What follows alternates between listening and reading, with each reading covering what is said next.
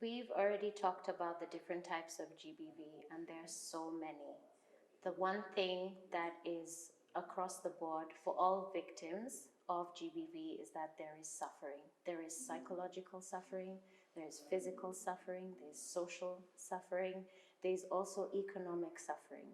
You know, it cuts across the whole area in terms of how they are affected.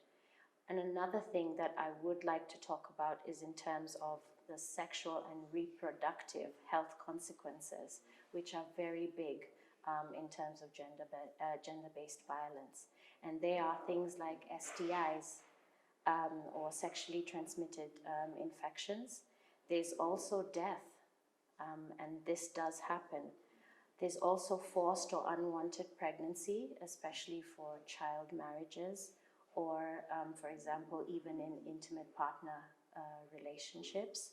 There's also unsafe abortions, because if you are a victim of rape or sexual assault, then this is something that you may not want to keep the child, and then because you're not able to afford medical help, you will have an unsafe abortion.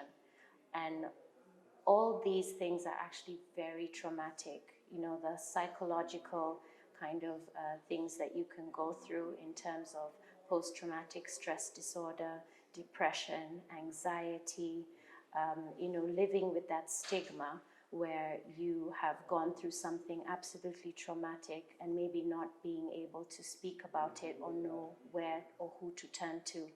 And these are all consequences of GBV.